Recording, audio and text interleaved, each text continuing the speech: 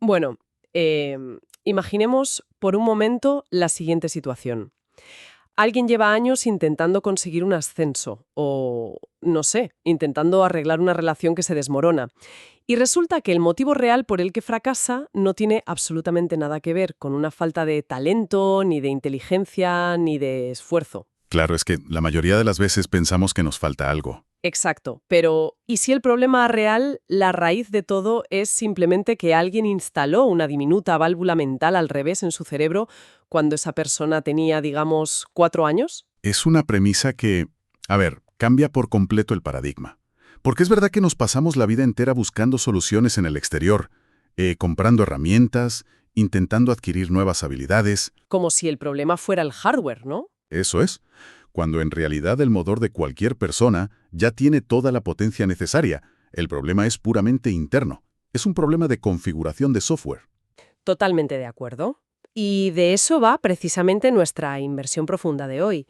Vamos a sumergirnos en la arquitectura de nuestro propio potencial, basándonos en las ideas centrales del libro Si lo crees, lo creas, de Brian Tracy y la doctora Christina Stein. Un libro interesantísimo, por cierto. Sí, la verdad es que sí. Y el objetivo de nuestro análisis hoy es desgranar cómo esas creencias invisibles moldean la realidad. Y sobre todo, vamos a explorar qué herramientas mecánicas y psicológicas existen para reprogramar la mente. Porque, como decíamos, estar estancado no es un fallo de hardware, es un problema de software. Y para entender cómo actualizar ese software, las fuentes parten de una idea que es bastante radical. Plantean que el éxito y la plenitud no se construyen añadiendo cosas a nuestra personalidad, sino que se logran quitando lo que sobra. Ajá, la teoría de la sustracción. Efectivamente. Y para ilustrarlo, utilizan una anécdota muy célebre de Miguel Ángel. O sea, cuando le preguntaron al escultor cómo había sido capaz de crear el David con esa perfección casi divina, su respuesta fue muy reveladora. ¿Qué dijo exactamente? Porque yo he escuchado varias versiones de esto. Pues dijo que el David siempre estuvo ahí, atrapado dentro del bloque de mármol. Su único trabajo fue literalmente coger el cincel y quitar todo lo que no era el David. ¡Qué fuerte! Es una metáfora preciosa, pero fíjate que aunque explica muy bien la naturaleza del bloqueo mental, a lo mejor no nos deja tan clara la mecánica de cómo nos arruina el día a día. Ya, es un poco abstracta. Eso es. Por eso, para entender cómo funciona ese exceso de mármol en la vida real, el libro relata una historia muchísimo más cotidiana. Brian Tracy cuenta en el texto que, cuando empezó a ganar su primer dinero en serio, se compró el coche de sus sueños. Un Mercedes-Benz de segunda mano, ¿verdad? Exacto, un Mercedes usado. Y cuenta que estaba fascinado con él. El coche iba bien, o sea, rodaba por la carretera con cierta elegancia, pero al cabo de un año decidió llevarlo a un mecánico especializado para una simple puesta a punto. Y aquí es donde la historia se vuelve brillante. Porque el mecánico levanta el capó, empieza a revisar el motor y descubre algo increíble. ¿Qué encuentra? Pues descubre que una válvula minúscula del carburador había sido instalada al revés por un técnico anterior. ¡Madre mía! Una pieza tan pequeña. Sí, una pieza que apenas medía unos centímetros, pero que estaba asfixiando la mezcla de combustible. Limitaba drásticamente la potencia de todo el motor. O sea que el coche no daba más de sí por culpa de eso. Claro. Y cuenta Tracy que al darle la vuelta y colocar la válvula en la posición correcta, nada más salir del taller y rozar el acelerador, el Mercedes salió disparado con tanta fuerza que casi se estrella contra el edificio. ¡Qué barbaridad! Toda la potencia siempre había estado ahí, pero estaba ahogada. Es que es la imagen visual perfecta de lo que ocurre en la mente humana, de verdad te lo digo. Si lo pensamos desde fuera, la vida de una persona puede parecer un Mercedes que funciona sin problemas. Una persona funcional, con su trabajo, su rutina. Claro. Alguien con un buen puesto, una familia estable, pero si tiene una creencia limitante instalada al revés, como un miedo irracional al rechazo o un recuerdo doloroso no resuelto, esa creencia actúa como un freno de mano puesto a fondo. Y da igual cuánto aceleres. Exacto. Da igual cuántos libros lea esa persona o cuántas horas extra trabaje. La sensación constante será la de dar vueltas en círculos, quemando rueda y agotándose sin avanzar realmente. Y esa sensación de agotamiento que mencionas es clave en todo este asunto, porque se gasta una cantidad de energía vital inmensa simplemente para superar la fricción interna. Totalmente. Ahora, si conectamos esto con la psicología del desarrollo, surge una pregunta inevitable. A ver, si nacemos con un motor perfecto, ¿quién demonios se coló en nuestro garaje mental para instalar esa válvula al revés en primer lugar? Claro, esa es la gran pregunta, porque es evidente que nadie nace pensando soy un desastre o el mundo es un lugar aterrador y yo no valgo para nada. Yo como madre te aseguro que los niños no vienen con eso de fábrica. Absolutamente nadie nace así. De hecho, las fuentes mencionan de pasada esa idea clásica de que nacemos como una tabula rasa, como una pizarra en blanco, pero luego van un paso más allá para explicar la biología detrás de esto. A ver, cuéntame más sobre esa parte biológica. Pues resulta que un recién nacido es pura espontaneidad. Sus únicos miedos reales, los que vienen instalados de fábrica puramente para la supervivencia, son el miedo a caerse y el miedo a los ruidos fuertes. Ah, fíjate, solo esos dos. Solo esos dos. Cualquier otra inseguridad, fobia o complejo que tengamos de adultos es 100% adquirido. Y el problema ocurre en la primera infancia, a través de lo que las fuentes llaman crítica destructiva y amor condicional. O sea que son las figuras de autoridad, principalmente los padres, programando el código de los niños sin ser ni siquiera conscientes de ello. Efectivamente, instalan, sin querer, dos grandes virus en el sistema de sus hijos. El primero es el miedo al fracaso, que crea un patrón inhibidor muy fuerte. Me imagino que es esa voz interna paralizante que siempre te grita no puedo. Esa misma. ¿Y sabes cómo se instala? Mediante una respuesta puramente pavloviana. Como los perros de Pavlov, o sea, por condicionamiento puro. Tal cual.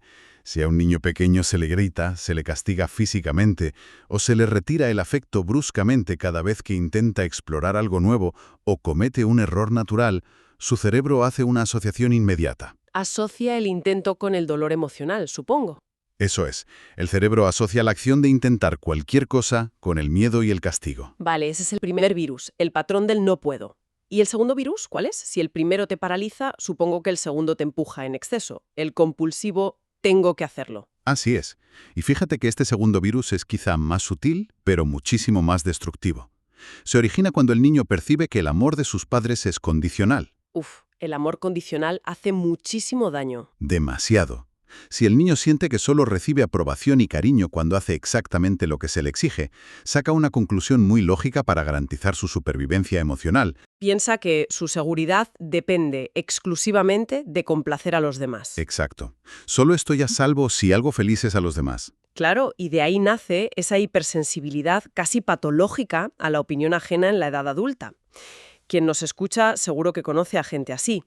Esa persona en la oficina que es incapaz de decir que no a un favor. O que se agota buscando la perfección absoluta solo para evitar una simple mirada de desaprobación de su jefe. Madre mía, es terrorífico pensar que vamos por ahí funcionando con un sistema operativo completamente corrupto desde que teníamos 5 años. Pero, a ver, si este código ya está escrito en la infancia, ¿estamos condenados? ¿A qué te refieres exactamente? Me refiero a que si a los 40 o 50 años alguien puede realmente formatear su disco duro, o si, por el contrario, simplemente tiene que aprender a convivir con esa válvula instalada al revés para siempre. Pues aquí es donde entra la aportación clínica de la doctora Christina Stein. Ella demuestra en el libro que la neuroplasticidad del cerebro nos permite reescribir ese código en absolutamente cualquier momento de nuestra vida. Qué alivio escuchar eso. Ya te digo, y lo ilustra con un caso real fascinante de su consulta. Tenía una clienta, una alta ejecutiva, que sufría una ansiedad casi paralizante cada vez que tenía que lidiar con un compañero de trabajo en concreto. O sea que se bloqueaba por completo. Sí. Cada vez que interactuaba con él, la mujer se encogía, perdía la voz y era físicamente incapaz de defender sus propios proyectos en las reuniones. Estaba reaccionando con ese viejo guión infantil del no puedo. Totalmente. Su amígdala estaba secuestrada. Pero para romper este circuito, Stein no la sometió a años de psicoanálisis profundo buscando el origen exacto del trauma. Ah, no. ¿Y qué hizo entonces? Usó un ejercicio de visualización muy directo y muy práctico. Le pidió a la ejecutiva que le pusiera una imagen animal a esa sensación de vulnerabilidad y miedo. La mujer, después de pensarlo, eligió imaginarse como un gatito asustado. Un gatito. Vale. Tiene sentido visualmente. Luego, la doctora le pidió que conectara mentalmente con un momento de su vida donde se hubiera sentido invencible, poderosa, segura de sí misma. Y le asignó otro animal para ese estado. Me imagino que algo más grande. Un tigre, tal vez. Acertaste. Un tigre. El ejercicio consistía en que justo antes de cruzar la puerta para entrar a una reunión con ese compañero conflictivo, la clienta visualizara conscientemente cómo se quitaba el disfraz de gatito asustado. Ajá, y se ponía el de tigre. Eso es, asumía la postura, la respiración y la energía del tigre. Pues oye, me fascina por qué funciona algo tan aparentemente simple. O sea, piénsalo. Al exteriorizar la emoción y convertirla en un objeto, en este caso en un animal, la desvinculas de tu propia identidad. Exactamente, creas una distancia psicológica. Claro, ya no eres una persona débil, simplemente resulta que estás llevando puesto el avatar del gatito. Y si es un avatar o un traje, te lo puedes quitar a voluntad. Al practicar esto, supongo que la mujer dejó de sentir ansiedad. No solo redujo la ansiedad drásticamente, sino que al forzar ese cambio de estado, empezó a alterar físicamente las vías neuronales de su cerebro. Llegó un punto en que la interacción con ese compañero dejó de registrarse como una amenaza biológica en su mente. Es alucinante. Cambió por completo la química de su propia reacción. Lo hizo al fortalecer lo que el libro llama los cimientos de la personalidad, que es básicamente la autoestima. En su forma más pura, la autoestima se reduce a cuánto te gustas a ti mismo. Es como el núcleo de un reactor nuclear, ¿no? Ese me gusto. Esa es la frase clave. Cuando logras anclarte de verdad en el pensamiento de me gusto y merezco estar aquí, generas una energía emocional tan potente que literalmente quema y desintegra esos viejos guiones infantiles limitantes. Vale. Te compro la teoría, lo entiendo perfectamente, pero vamos a llevar esto a la trinchera del día a día, ¿te parece? Venga, a ver qué situación propones. Imagina que estamos en la oficina o en casa, ocurre algo malo y de repente, ¡pum!, nos invade la rabia, la culpa o la negatividad absoluta. O sea, nos hierve la sangre. ¿Qué mecanismo exacto recomiendan las fuentes para apagar ese incendio en tiempo real? Pues mira, la clave para eso está en comprender primero la biología de las emociones negativas. ¿Tienen su propia biología? Sí, a diferencia de las emociones positivas, que se sostienen y se alimentan por sí solas, la negatividad actúa en el cerebro como un parásito. Necesita alimentarse activamente de dos cosas muy concretas para poder sobrevivir y no desaparecer. ¿Y cuáles son esos dos alimentos del parásito? Necesita justificación y necesita identificación. A ver, explícame cómo funciona ese proceso de alimentación, de forma práctica. La justificación es ese diálogo interno incesante que todos tenemos a veces. Significa que la persona necesita construir un caso legal en su cabeza y explicárselo a todo el que se cruce, argumentando por qué tiene todo el derecho del mundo a estar indignada. O sea, darle vueltas y vueltas al agravio. Retroalimentarse. Eso es justificar. Y el segundo alimento, la identificación, significa tomárselo de forma personal. Interpretar que ese evento negativo es un ataque directo y deliberado contra su propia valía como ser humano. Ya veo. Entonces, la lógica dicta que si logras eliminar cualquiera de estos dos pilares, el parásito de la negatividad se muere de hambre. Exacto. La emoción negativa se derrumba casi al instante, porque ya no tiene de qué nutrirse. Vale. ¿Y cuál es el interruptor maestro para cortar ese suministro de oxígeno de golpe, según el texto? Es verbalizar y repetir una sola frase, pero con convicción absoluta. La frase es, soy responsable. Soy responsable. A ver, quiero que analicemos el mecanismo detrás de esto, porque no es magia potagia. ¿Por qué funciona biológicamente decir esa frase concreta en medio de un enfado? Funciona por una ley fisiológica y mental que es inquebrantable. La mente consciente solo puede procesar un pensamiento a la vez. No puede tener dos pensamientos opuestos simultáneamente. Claro, el cerebro no es multitarea para los pensamientos profundos. Así es. Cuando ocurre algo negativo, el cerebro entra en un estado de secuestro emocional impulsado por la amígdala. Es un estado de pura supervivencia, de rabia ciega e irracional. Ujú. Pero en el momento en que verbalizas firmemente, soy responsable, estás forzando a tu cerebro a trasladar toda la actividad eléctrica desde la amígdala hacia la corteza prefrontal. Que es el centro del pensamiento lógico, racional y analítico, ¿verdad? Exactamente. Es biológicamente imposible procesar la lógica abstracta de asumir una responsabilidad y al mismo tiempo mantener una rabieta emocional descontrolada. Una apaga a la otra de inmediato. Todo se dona.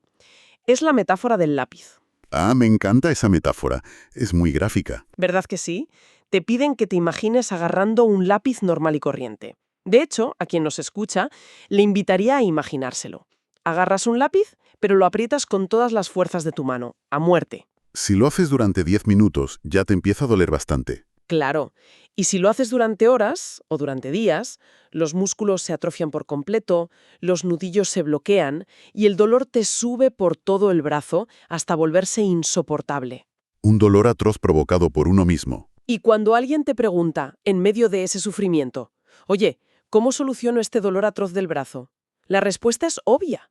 No requiere cirugía, no requiere pastillas para el dolor. Solo tienes que abrir la mano y dejar caer el maldito lápiz al suelo. Eso es. Y el alivio es instantáneo en los músculos, pues las fuentes dicen que esa tensión muscular es exactamente lo que le hacemos a nuestra propia mente cuando nos aferramos a resentimientos o quejas sobre cosas que pasaron hace años. Aferrarse al dolor exige muchísima energía. Soltarlo no cuesta nada. A ver, tengo que frenarte aquí un momento, porque estoy segura de que mucha gente que nos escucha está pensando exactamente lo mismo que pensé yo al leer esta parte del libro. Dime, ¿cuál es la objeción? Pues que esto de decir soy responsable y soltar el lápiz suena súper iluminador y zen en la teoría. Pero pongamos un caso real y grave de la calle. Yo dejo mi coche aparcado correctamente. Vale. Viene un conductor completamente ebrio de madrugada, destroza la mitad de mi vehículo, lo deja siniestro total y se da a la fuga. Físicamente, legalmente y moralmente yo no tengo la culpa de eso. Desde luego que no. Entonces, pedirme a mí que me baje a la calle, me plante frente a mi coche destrozado y me ponga a decir soy responsable, parece no solo absurdo, sino casi cruel. Es literalmente culpar a la víctima. Es una objeción fundamental. Muy lógica. Y me alegra que la saques porque el libro la aborda de frente para evitar este malentendido. A ver cómo lo justifican. Es vital separar la palabra culpa respecto al evento de la palabra responsabilidad respecto a la reacción. Culpa frente a responsabilidad, vale. Obviamente nadie tiene la culpa de las acciones de un conductor ebrio, ni de que un socio comercial te estafe, ni de que la economía global colapse y pierdas dinero. Todo eso está fuera de tu control y tú eres la víctima del evento. Hasta ahí estamos de acuerdo. Pero de lo que sí eres 100% responsable es de lo que ocurre en tu cabeza en el segundo inmediatamente posterior a descubrir el evento. Ah, vale, o sea, mi respuesta a la crisis. Exacto. Es responsable de si vas a permitir que ese coche destrozado te amargue el día y arruine tu relación con tu familia esa misma tarde. Es responsable de si vas a convertirte en una persona cínica y amargada durante meses, o de si vas a respirar hondo, llamar al seguro, buscar un coche de alquiler y seguir adelante con tu vida. Entendido. O sea, ocurre el accidente, alguien viene y me pone ese lápiz apretado en la mano, a la fuerza. Yo no pedí el lápiz, No, no lo pediste. pero yo sigo siendo la única responsable de decidir si voy a apretarlo hasta que me sangren los nudillos quejándome de lo injusto que es el mundo, o si abro la mano y lo suelto al instante para buscar una solución práctica. Lo has resumido a la perfección.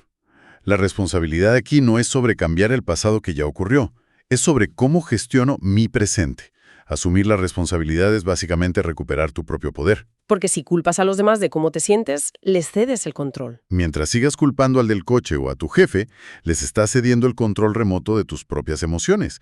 Ellos deciden cómo te sientes tú. Lo cual nos lleva a un territorio aún más oscuro y profundo.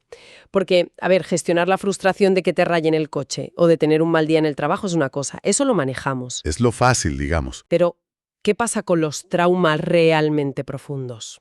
Hablo de traiciones dolorosas de personas en las que confiábamos ciegamente, heridas graves infligidas durante años por familiares. Claro, los agravios pesados de verdad. Para romper ese bloque de mármol masivo no basta con repetir «soy responsable» 3 veces. Hace falta algo más fuerte. Y las fuentes introducen aquí la herramienta más pesada de todo el libro: el perdón. Sí, pero ojo porque presentan el perdón desde una perspectiva que me parece fascinante y muy poco convencional.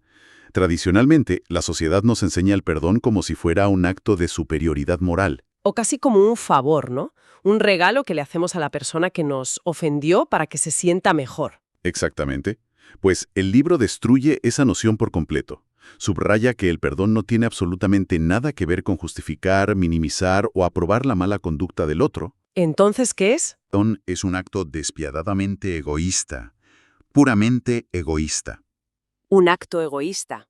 Fíjate que me encanta esa forma de enmarcarlo. Al final, no perdonas por el bien de ellos, perdonas por tu propio bien. Perdonas única y exclusivamente para liberar tu propia mente. Hay una cita muy buena del comediante Buddy Hackett en el texto que dice algo así como: «Nunca guardo rencor. Mientras tú guardas rencor, ellos se están divirtiendo». Es que es verdad. El resentimiento es como beberte un vaso de veneno y sentarte en una silla a esperar a que la otra persona se muera. Una analogía perfecta. Por eso el perdón es simplemente sacar las tijeras y cortar la cuerda mental que te mantiene atado y arrastrado por tu perpetrador. Y las fuentes identifican 4 áreas o grupos clave donde debemos aplicar esta tijera emocional del perdón.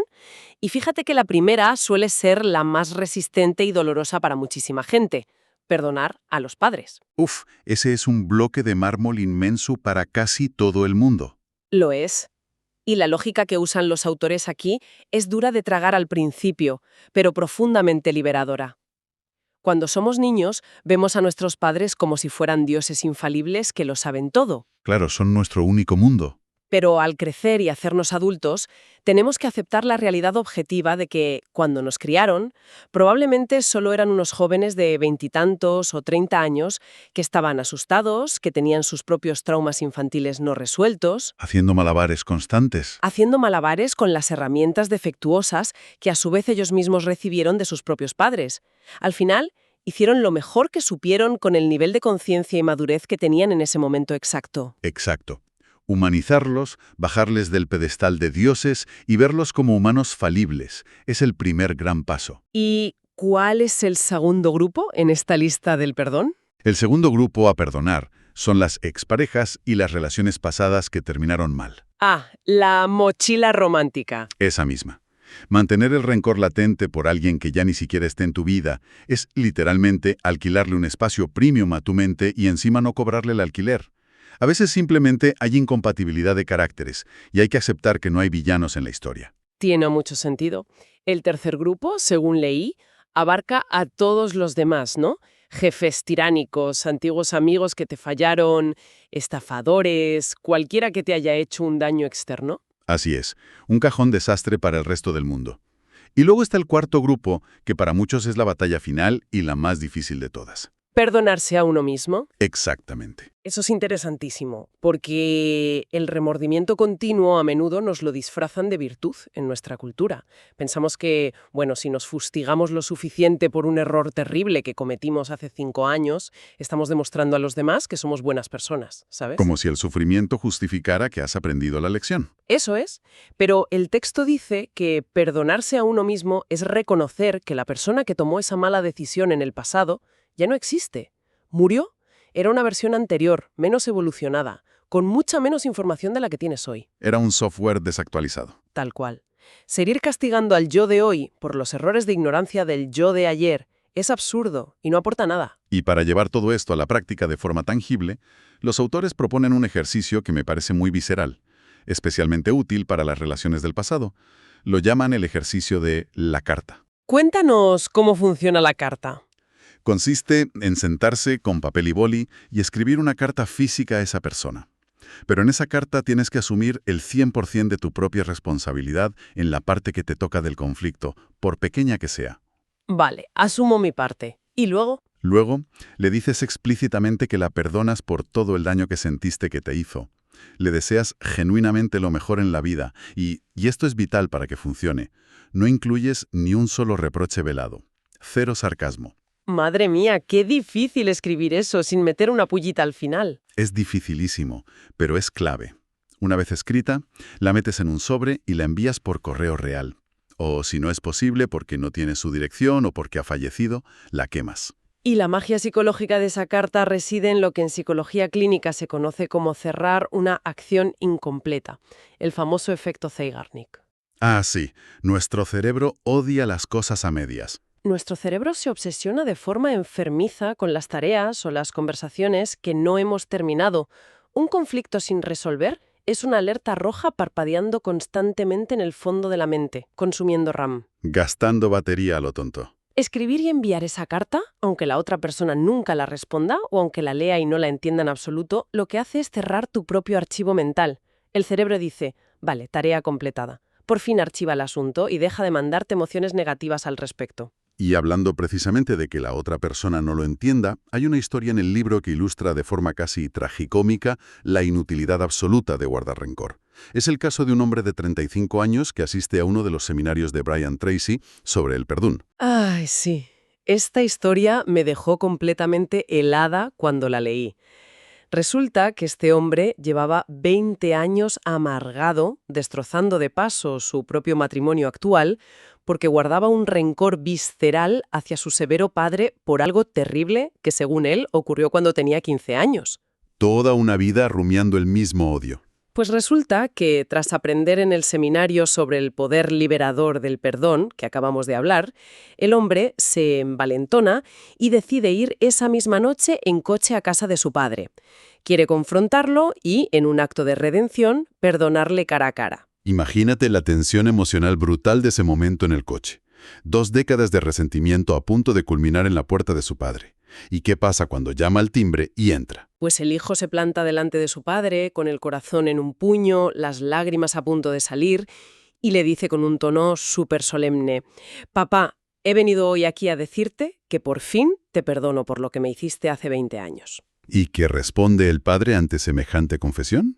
El padre lo mira, frunce el ceño con cara de irritación total y le dice: «¿Pero de qué demonios me estás hablando ahora?». ¡Madre mía! El padre no tenía ni la más remota idea. Nunca en su vida registró ese evento como algo importante. Es más, ni siquiera recordaba remotamente de qué le estaba hablando su hijo. Es un desenlace demoledor para el ego del hijo, la verdad. O sea, el hijo estuvo bebiendo veneno a sorbos diarios durante 2 décadas, deformando su propia salud mental y su matrimonio por una ofensa que en la mente del ofensor directamente no había existido nunca. Es que muestra de forma irrefutable que el daño real del rencor es 100% autoinfligido. Nos torturamos solos. Totalmente. Ahora bien, digamos que alguien que nos escucha hace los deberes, vale. Asume la responsabilidad radical, perdona a sus padres, envía las dichosas cartas y suelta todo el lastre del pasado. Vale, ¿el pasado está limpio? ¿Qué pasa ahora? Pues que la mente queda limpia, sí, pero ahora esa mente despejada tiene que abrir la puerta y mirar hacia adelante.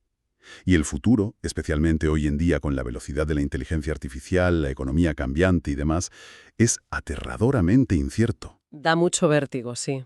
Entonces, ¿cómo recomiendan las fuentes aplicar esta mentalidad limpia para no volver a caer presa de la ansiedad hacia lo desconocido del futuro? Bueno, el libro insiste en que resistirse al cambio constante es inútil y agotador. La incertidumbre ya no es una anomalía, es la norma diaria. Para navegar esto sin acabar con un ataque de ansiedad, proponen pasar de un pensamiento puramente reactivo a un pensamiento enfocado 100% en soluciones prácticas. Y ahí es donde entra una de sus herramientas más pragmáticas, que me parece oro puro. El informe de desastre. Vamos a diseccionar esto bien, porque, a ver, el nombre suena súper apocalíptico, pero en realidad es una técnica de gestión brillante. No quiero que lo leamos simplemente como una lista teórica. Vamos a aplicarla. Venga, ponme un ejemplo actual. Imaginemos un escenario real de hoy. Alguien que trabaja en diseño gráfico o en programación y está aterrorizado en su casa leyendo noticias en Internet sobre cómo la inteligencia artificial va a destruir toda su industria en unos meses. Un miedo muy real y muy común hoy en día, ¿sí? Esa ansiedad le quita el sueño, le paraliza. ¿Cómo aplica exactamente esta persona el famoso informe de desastre? Perfecto. Pues mira, el primer paso del informe es definir la preocupación, pero de forma exacta y por escrito en un papel. No sirve de nada tener una nube de pánico difusa dando vueltas en la cabeza. Hay que escribir. Tengo miedo de que la nueva inteligencia artificial me quite mi puesto de trabajo en los próximos 6 meses. O sea, ponerle cara y nombre al monstruo. ¿Y el segundo paso? El segundo paso es determinar fríamente cuál es el peor escenario absolutamente posible. Ojo, no lo que es probable que pase, sino lo peor que podría pasar si todo, absolutamente todo, sale mal. En este ejemplo sería: me despiden fulminantemente, no encuentro trabajo en lo mío, me toca gastar todos mis ahorros y quizás tengo que empezar desde cero en otra industria cobrando menos. Exacto, ese es el abismo. Y aquí viene el paso contraintuitivo y liberador, que es el tercero. Tienes que aceptar mentalmente ese peor escenario antes de que ocurra. aceptar la derrota por anticipado. Es sentarse en la silla, respirar y decirse a uno mismo en voz alta, vale, si me despiden y tengo que usar mis ahorros, la realidad es que no me voy a morir de hambre, sobreviviré. Será duro, será muy incómodo, pero no es el fin de mi existencia. Tengo salud, tengo manos y tengo capacidad de aprender cosas nuevas. ¡Qué potente! Al hacer este ejercicio de aceptación, el miedo existencial, ese terror a la muerte profesional, simplemente desaparece porque ya has tocado fondo mentalmente. Efectivamente. Y entonces, solo entonces se desbloquea el cuarto paso, que es el más importante de todos. Que consiste en empezar a trabajar inmediatamente en el presente para mitigar o asegurar que ese peor escenario jamás llegue a ocurrir. Izado por el miedo, coges toda esa energía emocional sobrante y la conviertes en logística. Empiezas a estudiar esas herramientas hoy mismo, Te apuntas a un curso, aprendes a integrarlas en tu flujo de trabajo. te conviertes en la persona que maneja la IA en tu empresa, y no en el pobre empleado que es reemplazado por ella. Oye, Me encanta este proceso. O sea, es como coger una historia de terror de Stephen King. y obligarte a convertirla en una aburrida hoja de cálculo de Excel. Muy buena analogía. Es que es así. El cerebro límbico, la amígdala, no puede aterrorizarse ante una simple hoja de cálculo. Solo ve una serie de logísticas, de filas y columnas y de pasos que hay que gestionar uno a uno. El miedo abstracto, que es lo que nos bloquea, se evapora por completo cuando lo divides en tareas ejecutables. Es exactamente eso, transformar el pánico ciego en pura logística. Y por cierto, esto va muy de la mano con otra técnica clave que mencionan en el libro, el pensamiento basado en cero. ¿Ah, sí? ¿Cómo era esto? Consiste en que, ante tanta incertidumbre vital, debemos hacernos continuamente una pregunta muy dura. Sabiendo todo lo que sé a día de hoy, ¿volvería a aceptar este trabajo? ¿Volvería a invertir en este negocio? ¿O volvería a entrar en esta relación de pareja? Uf, pregunta de examen. Totalmente. Si la respuesta interna es un no rotundo, la siguiente pregunta obligatoria y lógica que te tienes que hacer es ¿cómo salgo de aquí y a qué velocidad? Sin mirar atrás. Y finalmente, todo este rediseño mental, todo este cambio de software, culmina en un cambio de vocabulario. Las fuentes sugieren, y esto me parece súper práctico, prohibir el uso de la palabra problema en tu día a día. Es que la palabra problema tiene mucha carga. Muchísima.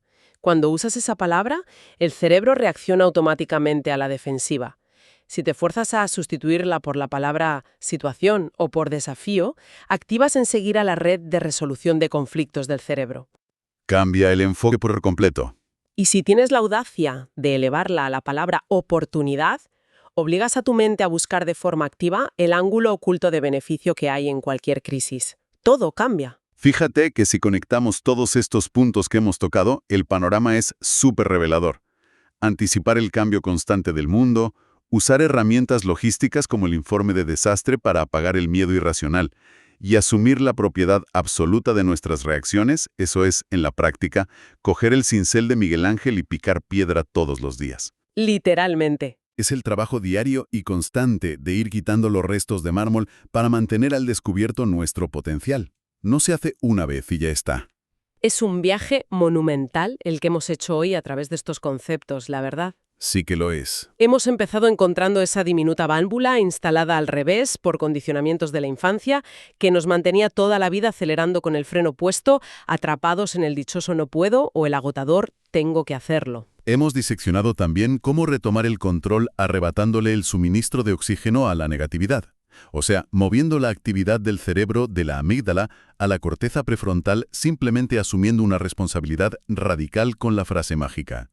Y hemos visto cómo usar el perdón, de forma puramente egoísta, para cortar definitivamente las amarras con el pasado. Para, finalmente, enfrentarnos al futuro incierto transformando los terrores abstractos en simples hojas de ruta logísticas mediante ese informe de desastre, recuperando así el poder absoluto sobre la narrativa de nuestra propia vida.